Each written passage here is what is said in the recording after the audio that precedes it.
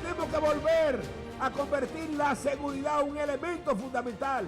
Cuando sea presidente de la República, esa será la principal tarea que vamos a abordar para que aquí en la República Dominicana no se mate a nadie para quitarle un celular o para quitarle 5 pesos. Precandidato a presidente. Audio Jungle.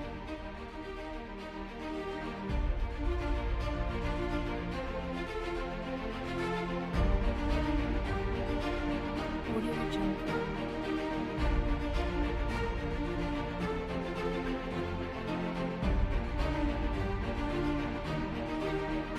Audio Jungle.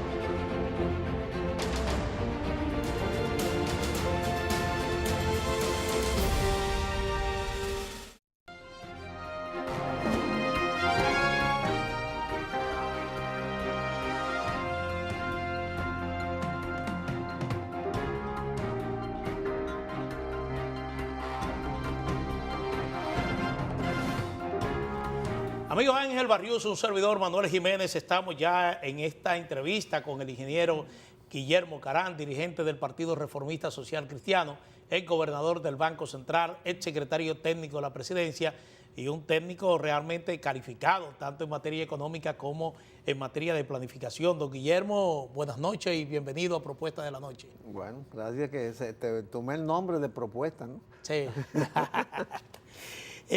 Guillermo, la semana pasada BBC Mundo dio a conocer un informe avalado por la OCDE, la Comisión Económica para América Latina y el Caribe, CEPAL, el BID, me parece, el Banco Interamericano de Desarrollo, que entre otras cosas identificaba a República Dominicana como el segundo país con menor presión tributaria en América Latina después de Guatemala.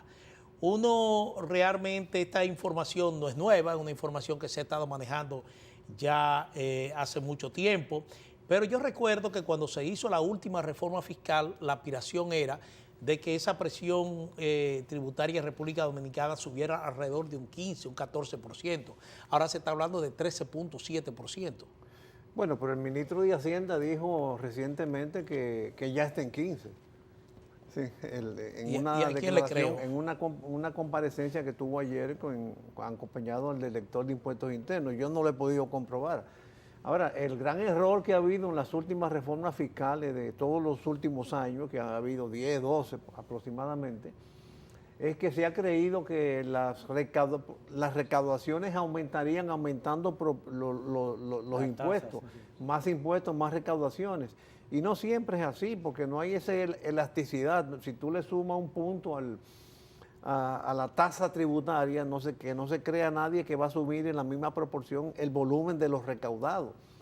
Y al contrario, nosotros en los reformistas cuando gobernamos tuvimos la experiencia, tú recuerdas las reformas arancelarias de los 90, que bajando los aranceles las recaudaciones aumentaron, y es porque al sincerizar la tasa tributaria, el contribuyente paga con más gusto, no evade, declara y no evade, que son las dos cosas que a mi juicio está empujando el complicado sistema tributario que estamos teniendo, y que el Fondo Monetario también lo diagnosticó como una de sus recomendaciones claves, la simplificación del sistema tributario. Mientras el sistema tributario se hace más complejo, tanto por muchos impuestos como por tasas muy elevadas y además tasas múltiples, 10, 14, 12, 16, 18, entonces la gente como que se cansa, no tiene capacidad para estar constantemente sometiéndose a los requerimientos de las agencias tributarias, y opta por inscribirse en la informalidad. Tú tienes el caso dominicano que que la informalidad laboral está en un 57%. Si los empleados son informales, en un 57% hay que suponer que en una proporción parecida los empleadores son informales en esa misma proporción.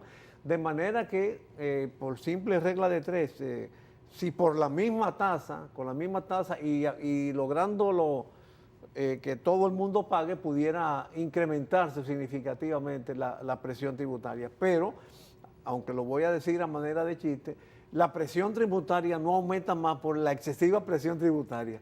El excesivo diseño de los mecanismos de tasas e impuestos y las presiones administrativas que provienen de las agencias correspondientes. Disculpa, Barriuso, pero la informalidad, ¿hasta qué punto influye en esto? Mucho, la informalidad de la economía. Sí. Mucho, porque ten en cuenta que informalidad significa comprar y vender. Por ejemplo, ubícate en el ITEVIS, que es el más ilustrativo. Comprar y vender sin factura. Si tú compras y vendes sin factura, y ya descaradamente los establecimientos te preguntan con o sin factura. Y ya el miedo a las facturas fiscales a tarjeta de crédito. Claro.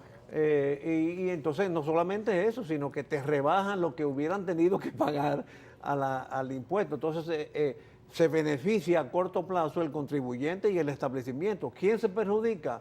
La fiscalidad. Entonces yo creo que es una incidencia directa que tiene la informalidad en la evasión fiscal, y me parece que por ahí es que hay que atacar ahora. Y además no deja de ser una corriente que está en todas partes del mundo, bajar impuestos para poder sincerizar la economía y hacer más fluido, más espontáneo, más gustoso el impuesto, que el pago de impuestos, que el nombre lo dice, impuesto, y de por sí es rechazable a prima facie, ¿no? Porque hay que buscar como un mecanismo más amistoso. A propósito de más amistoso, cosas de estas, en el país realmente ha habido un criterio, hay quienes mantienen el criterio de que en vez de aumentar los impuestos, por ejemplo, el ITEVIS, para seguir con ese caso, han sugerido ampliar más la base y bajar la tasa como una forma de aumentar las recaudaciones y facilitar más el recurso. Sí, yo me inscribo en ese criterio. Ahora bien, otra preguntita ahora añado aquí. ¿Cuáles son los patrones que se toman para manejar el tema de la presión fiscal? Porque estos organismos internacionales hablan mucho sobre la presión fiscal e incluso citan a Cuba, lo que me resultó un poquito contradictorio. Sí, bueno, la presión fiscal es la división, es un cociente entre las recaudaciones y el Producto Bruto Interno. De manera que si las recaudaciones, por ejemplo, suben y sube la misma proporción el producto, pues obviamente tú tienes una presión mayor, un coeficiente, un cociente mayor. Sí. Entonces, es una ecuación simple. Lo que hay que procurar es cómo, porque por supuesto no se trata de disminuir el ritmo de crecimiento del producto, al contrario, ojalá y el producto creciera mucho más. Aunque no siempre es malo una moderación, porque a veces el excesivo calentamiento de la economía trae problemas financieros y problemas inflacionarios. Como todo exceso. Claro, pero por ejemplo lo ideal sería que por lo menos las recaudaciones fueran creciendo al mismo ritmo del producto, pero volviendo al concepto básico, lo que hay que procurar es que el contribuyente no haya que recurrir a los mecanismos de coerción para que pague, porque el mecanismo de coerción en primer lugar es a posteriori de la evasión. Y tú lo que tienes que hacer es evitar la evasión y evitar la elusión. Sí. Mira, sea por informalidad, sea por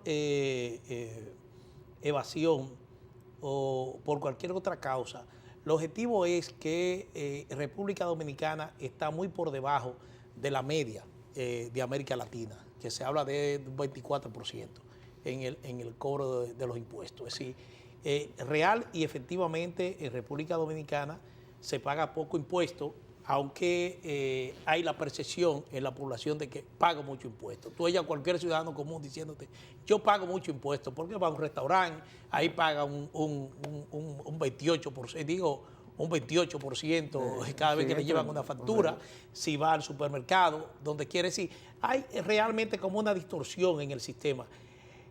¿Qué podría hacerse al margen de mejorar la administración tributaria, que es lo que se está trabajando ahora, para de una manera objetiva realmente colocar un sistema tributario que sea el adecuado, que garantice al Estado una mayor recaudación y por ende una mejor distribución de los ingresos que recibe el Estado en beneficio del ciudadano, en obras de infraestructura, La respuesta servicios. es la sugerida por el fondo, simplificar el sistema, o sea, simplificar el sistema, que no haya tantos impuestos que pagar, que el anticipo, que el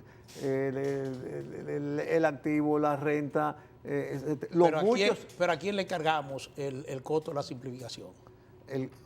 Tiene que ser el Estado, tiene que simplificar. Porque es que la respuesta a tu pregunta es que simplificando el sistema se va a aumentar las recaudaciones. Por ejemplo, con el sistema vigente, si no hubiera habido más de la mitad de la economía es informal. Si tú aplicas que con el sistema vigente tú estás recaudando, vamos a decir que el 14, porque no sé, no te puedo confirmar lo que dijo el ministro de Hacienda ayer, que es el 15, fácilmente tú llegas al 24, que es lo que en una declaración que yo emití calculé por simple regla de 3. Si tú le aplicas, en el caso hipotético, ¿no? como referencia, si todos pagaran el sistema tributario vigente, estaríamos en 24 y caemos en normal. Ahora, lo que pasa es que no todos pagan. Entonces, hay un sector de la población que está pagando mucho, pero hay otro sector que no está pagando nada, que son los informales. Entonces, en cierta forma, los que pagan cargan la responsabilidad de lo que no se paga. Entonces, la solución no es ni apretar demasiado, no es que estoy criticando las medidas coercitivas y las sanciones y todo eso, no, es simplificar el sistema para que no haya que recurrir a tantas medidas coercitivas y que las recaudaciones sean más fluidas y además sean más justas, porque cuando tú ves, porque hay un ingrediente que es un aliciente para un buen tributo, es el gasto. Cuando tú tienes, por ejemplo, que tú pagas, pero tienes un buen servicio de salud, un buen servicio de educación, de transporte, de energía, tú pagas con más gusto que si no lo tuvieras. Pero si encima de ello tú tienes que tener planta de emergencia privada, inversor, un tanque de agua en tu casa, una bomba, tienes que pagar vigilante privado, tienes que recoger la basura, tienes que pagar la educación y la salud. Entonces yo digo, bueno, ¿y para qué yo pago tanto impuesto? Que muchas veces eso se pierde de vista cuando se compara, por ejemplo, con los países de Europa del Norte, que dicen, ay, hay una tasa tributaria, una presión tributaria de 30%. Claro, pero hay una serie de servicios de contraparte que hace que la ciudadanía pague los impuestos con gusto. Sí, porque te lo devuelven en calidad de vida. Claro, tienes un efectivo sistema de protección social. Claro. Pero no será que muchas veces, a propósito de lo que decías ahora mismo, lo que estaba diciendo, que tenemos un conflicto entre lo que es tipo el tema de la energía eléctrica, una cantidad de personas que no pagan, que hay que integrar el sistema de pago, pero en tanto eso llegan para pagar, aumentamos la tarifa para compensar a aquellos que no están pagando. ¿No será algo muy parecido a lo que ocurre? Claro, es lo que acabo de decir. Si tú tienes una informalidad de 57% laboral, tú tienes que suponer que los empleadores son un porcentaje similar. Vamos a decir, si más de la mitad de los empleados son informales, tú puedes estar seguro que más de la mitad de los establecimientos comerciales de las empresas son informales. Entonces, informalidad significa que hay evasión, que porque no pagan, no están inscritos ni en la Dirección de Impuestos Internos ni en la Seguridad Social. Entonces, tú tienes un riesgo para el Estado por doble vía. Primero, el Estado deja de cobrar lo que hubiera tenido que cobrar, pero además tienes una carga social que hubiera sido potencialmente transferible a la Seguridad Social, porque si un empleado está inscrito en la Seguridad Social, tiene derecho, si es formal y está inscrito en la Seguridad Social, tiene derecho a los servicios de la Seguridad Social, de riesgo laboral, de salud, de envejeciente, en fin. Ahora, si no está inscrito, pasa a ser una demanda para el Estado a través de SENASA, los hospitales públicos, la educación privada, etcétera. ¿Qué impacto tiene el crecimiento económico en lo fiscal, en la recaudación fiscal? Porque estamos hablando de un país que ha tenido un promedio de crecimiento por encima de un 5, un 6% en estos últimos años. Es decir, ¿qué impacto tiene? Es decir, yo decir, bueno, República Dominicana creció 7% este año. Es decir, en relación al Producto Interno Bruto, y cuánto capta el Estado de esto. Bueno, la presión tributaria se ha mantenido en ese orden entre el 12 y el 14% por los 52 años de crecimiento que hemos tenido. A veces yo creo que esto es un símbolo de la pujanza económica dominicana, porque hemos crecido con todos los gobiernos. Yo creo que salvo algunos momentos específicos, que la sequía del 67, que la crisis petrolera de los 70, la crisis bancaria del 2003. En el 2003, que los acuerdos con el fondo de los 80, la crisis hipotecaria en Estados Unidos. Son 5 o 6 momentos específicos que han marcado una contracción económica. Pero si tú tienes que durante 52 años, con 6 presidentes, si hemos mantenido creciendo, significa que es la economía la que es pujante. Por supuesto, corresponde al Estado establecer los mecanismos para tener una vía de distribución y de mantener ese crecimiento, sobre todo que sea sostenible, que es el gran temor que hay en el presente por el peso de la deuda pública.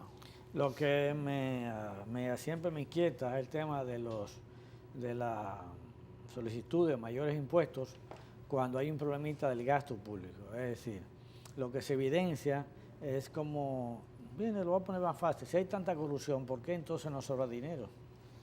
Bueno, porque el dinero deficiente. Ese es otro de los factores que empuja a la evasión. O sea, te analicé el efecto del gasto, de la calidad del gasto. Bien. También, si además de que hay mala calidad del gasto, tú le agregas el ingrediente de la corrupción, pues una presión como, ¿para qué yo voy a pagar? ¿Para que lo roben? Eso entonces significa que hay buena recaudación. Hay que enmarcarlo todo en una política fiscal bastante coherente. ¿La solución a todo esto estaría en el pacto fiscal?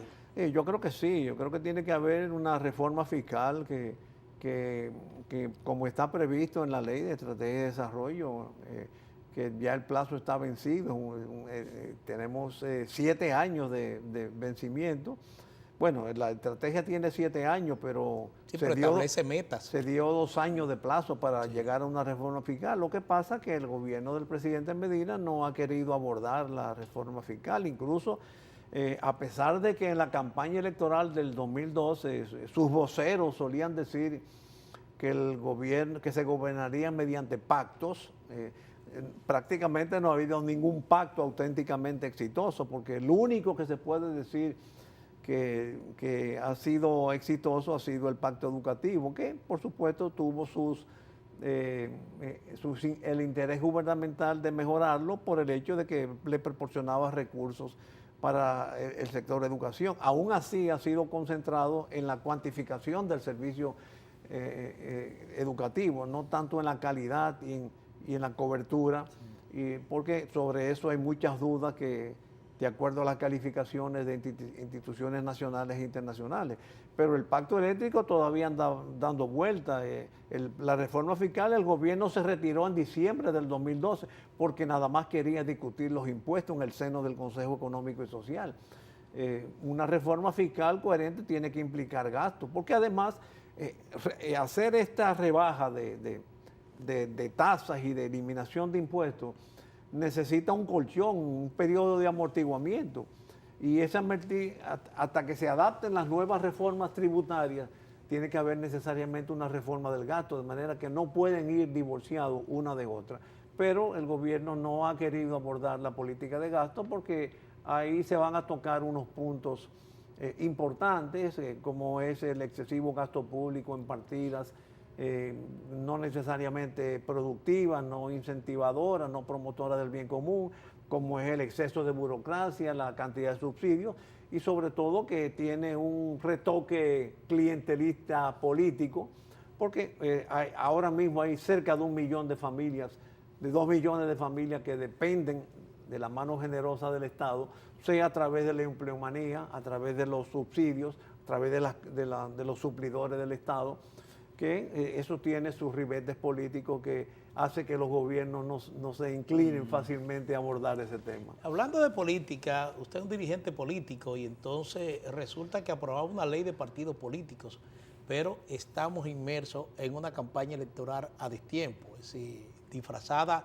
de campaña interna, pero al fin y al cabo se moviliza todo el país. Y en apresto de expectativa de posible reforma constitucional para la reelección, ¿cómo usted ve el ambiente?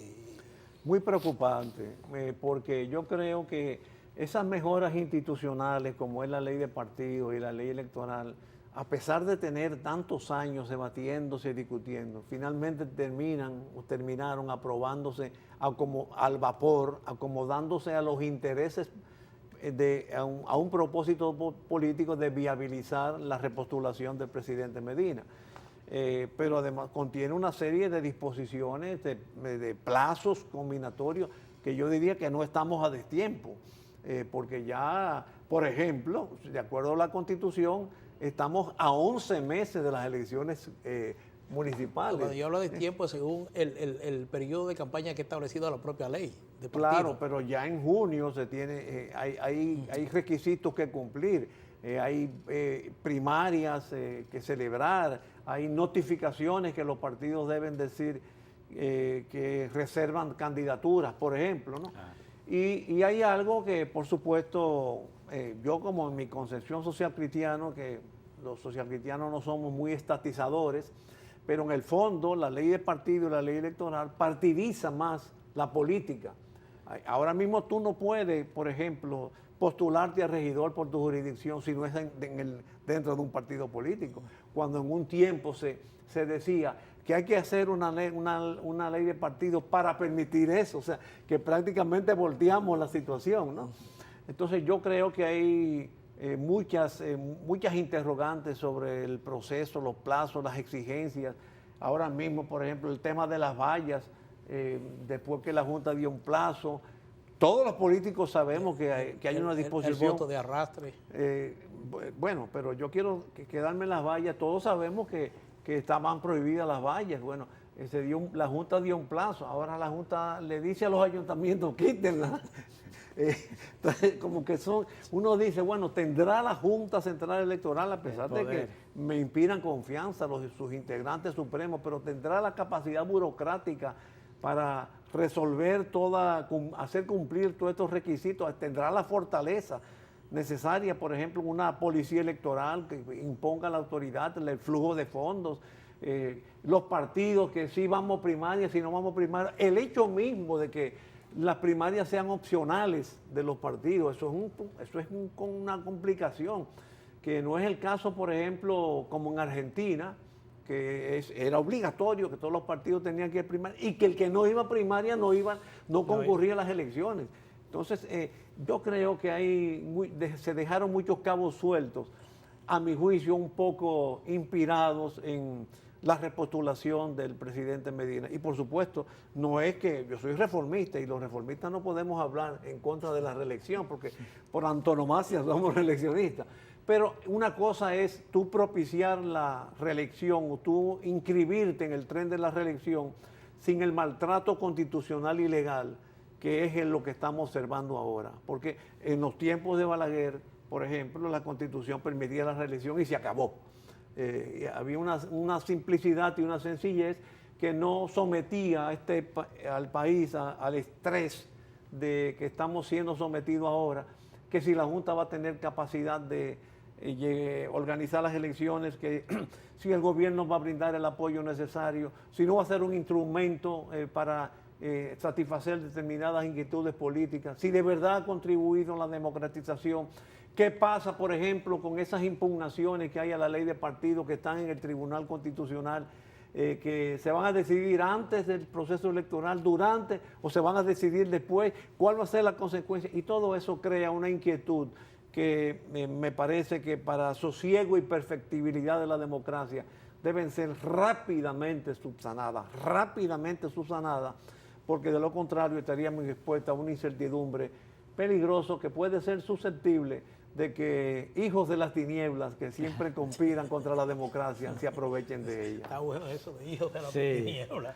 Es de Jesús, Bueno, la frase es de Jesús. Sí, de eso. No. Bueno, señores, llegamos al final, lamentablemente, de esta interesante entrevista con el ingeniero Guillermo Carán, dirigente del Partido Reformista Social Cristiano. el gobernador del Banco Central y el secretario técnico de la presidencia. Así es que agradecemos como siempre su sintonía. A ustedes los invitamos para que estén con nosotros de lunes a viernes de 6 a 7 de la noche por Digital 15. Buenas noches.